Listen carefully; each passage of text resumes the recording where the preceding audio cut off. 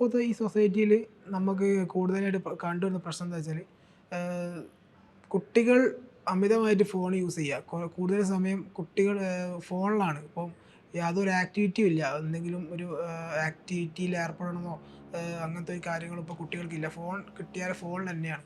അപ്പോൾ അതിൽ നിന്ന് കുട്ടികളെ ഫോൺ യൂസേജിൽ നിന്നും ആക്റ്റീവൈസ് എന്തെങ്കിലും ഒരു ആക്ടിവിറ്റിയിൽ ഏർപ്പെടുത്താൻ വേണ്ടിയുള്ള എന്തെങ്കിലും ടിപ്സ് കുട്ടിക്ക് കൊടുക്കാനുണ്ടോ? അതെ, സഞ്ജു പറഞ്ഞ കറക്റ്റാണ്. ഇപ്പോൾ കുട്ടികൾ കണ്ടുവരുന്ന ഒരു ബുദ്ധിമുട്ടാണ് ഈ അമിതമായിട്ടുള്ള ഫോൺ ഉപയോഗം. അതുപോലെ തന്നെ കുട്ടികളിൽ ഇപ്പോൾ കണ്ടുവരുന്ന കാര്യമാണ് ഈ ഒബേസിറ്റി, ആൻസൈറ്റി, പാനിക്. പിന്നെ അതുപോലെ തന്നെ ഷുഗർ പോലും നമ്മൾ കാണപ്പെടുന്നുണ്ട് പല കുട്ടികളിലും.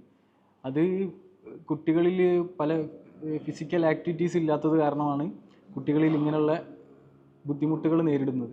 അപ്പോൾ നമ്മൾ മാതാപിതാക്കൾ കുട്ടികളിൽ എന്തെങ്കിലും ഒരു ഫിസിക്കൽ ആക്ടിവിറ്റീസ് ആയിട്ടോ അല്ലെങ്കിൽ സ്പോർട്സ് ആയിട്ടോ അങ്ങനെ എന്തെങ്കിലും കുട്ടികളിൽ എന്തെങ്കിലും ഒരു ആക്ടിവിറ്റി ഏർപ്പെടുത്തല്ലേ. ഇനിയിപ്പോൾ അഥവാ അതിനൊരു സമയം കണ്ടെത്താൻ പറ്റിയിട്ടില്ലെങ്കിൽ വീട്ടിൽ നിന്നായിട്ട് തന്നെ നമുക്കൊരു 20 മിനിറ്റോ 30 മിനിറ്റൊക്കെ ആയിട്ട് പല രീതിയിലുള്ള വർക്കൗട്ട്സും നമുക്ക് ബോഡി വെയ്റ്റ് വർക്കൗട്ട്സും കൊടുക്കാൻ പറ്റും.